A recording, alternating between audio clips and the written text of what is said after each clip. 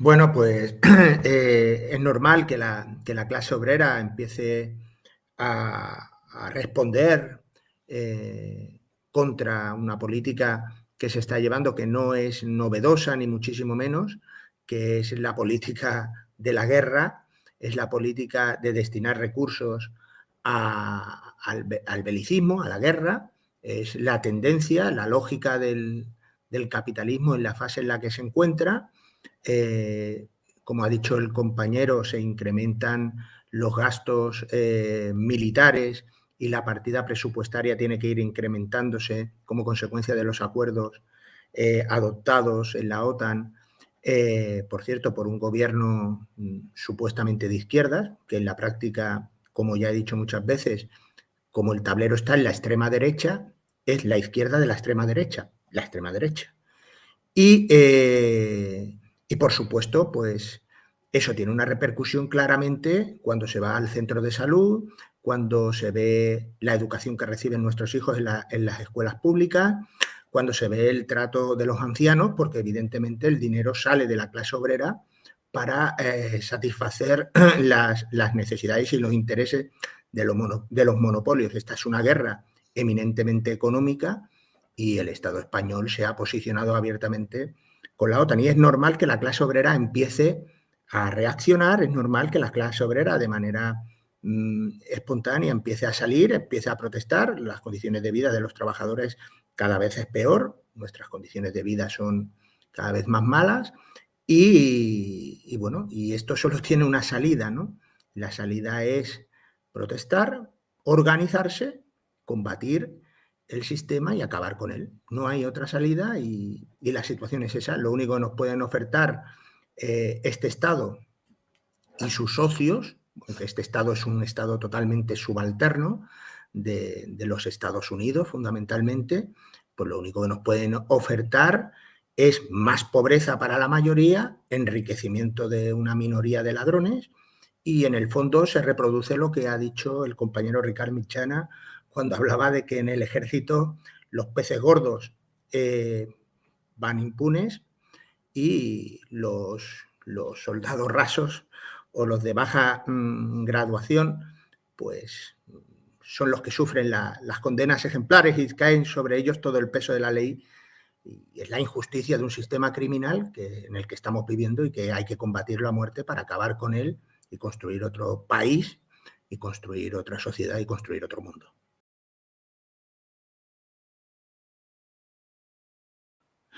Bueno, vamos a ver. La cuestión aquí, cuando ha dicho el compañero, parece que estuviéramos en una guerra. En realidad se está en una guerra.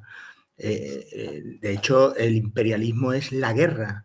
De hecho, ahora lo que hay en el mundo es unas potencias que están cansadas de, de sufrir el dominio económico de unas potencias que están totalmente quebradas económicamente y que además esas potencias emergentes pues llevan un tiempo denunciando la falta de democracia de las instituciones mundiales desde donde cuatro capitalistas dirigen el mundo, cosa que tienen razón, es decir, no es posible que China con la población y la población y la producción que tenga, pues tenga menos derecho a votos que otras potencias que son mucho más pequeñas y que producen mucho menos, ¿no?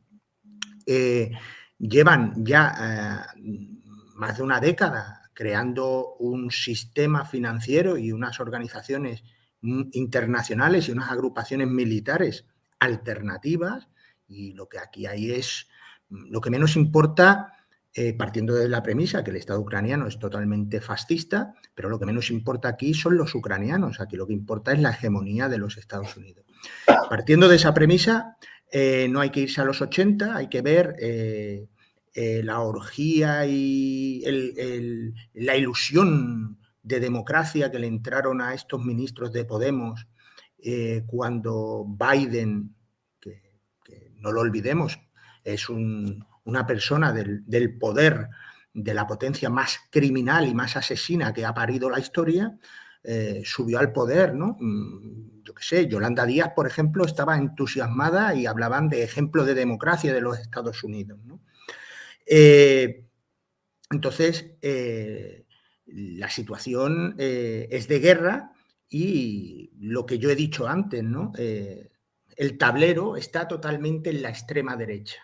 Hoy todos los que juegan en el juego parlamentario asumen un sistema, asumen unas alianzas y asumen estar en la extrema derecha. Ellos son los extremistas, están en la extrema derecha. Y ya dentro de la extrema derecha me da igual estar un poquito más hacia la izquierda que un poquito más hacia la derecha si están todos en la extrema izquierda, en la extrema derecha, perdón.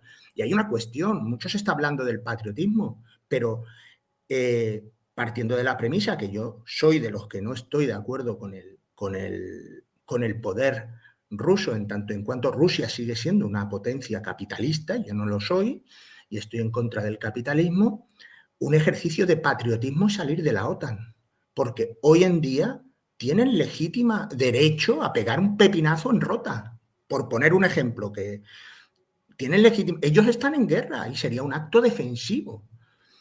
Y nos están gobernando auténticos nazis que están demostrando una desvergüenza enorme a la hora de expresarse en términos totalmente racistas, ¿no? Y Josep Borrell es un ejemplo de una persona que por lo que dice se ve claramente que tiene una ideología fascista.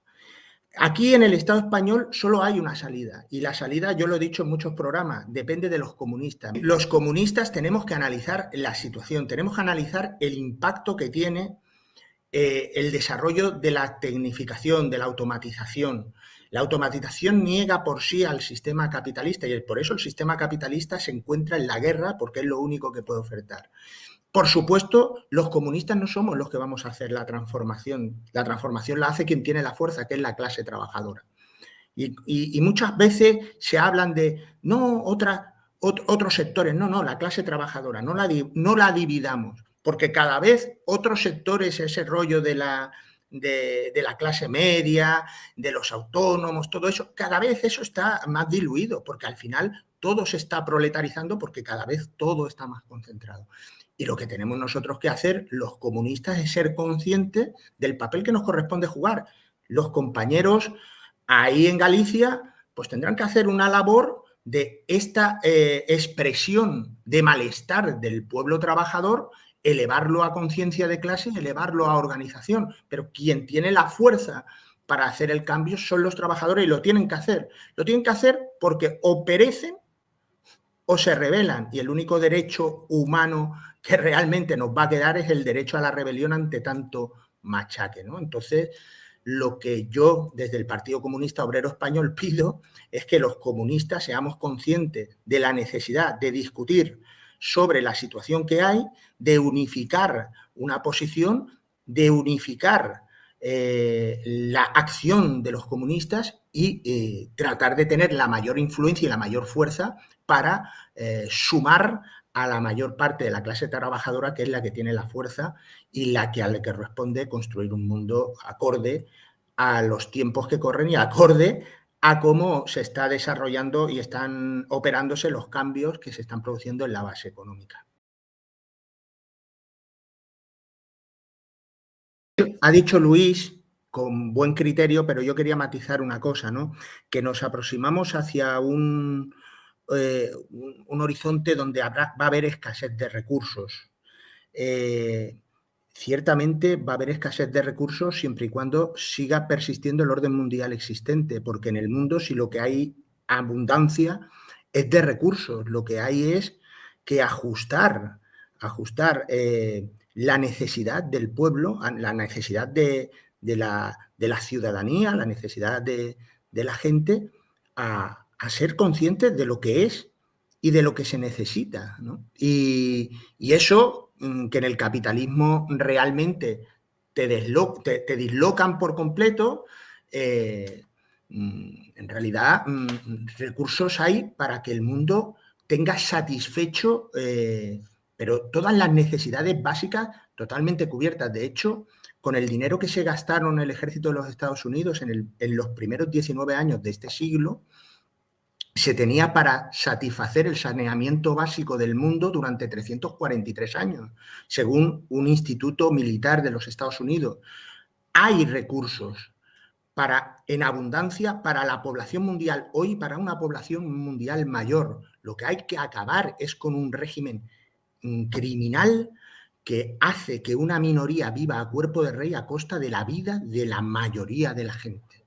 Hay que ser tremendamente humanista, hoy más que nunca, y en mi opinión es ser tremendamente comunista, y hay que cambiar esto. Vamos a un mundo de locura cuando todo el mundo podría subsistir perfectamente y tener la vida garantizada, máxime con la tecnificación, como está avanzando, que yo no estoy hablando de ciencia ficción cuando digo que si se destinase los recursos a la salud y a la población mundial, la esperanza de vida seguramente se situaría en 110, 120 años sin ningún problema, viviendo en una calidad de vida mucho mayor de la que hoy tenemos. Pero claro, tenemos a Borrell que por disfrazarse de militar, demostrando que es un cabo chusquero fracasado, pues eso, 4 mangantes como él viven a cuerpo de rey a costa de que muchos hermanos, millones de hermanos nuestros, pues mueran y no lleguen ni a los 30.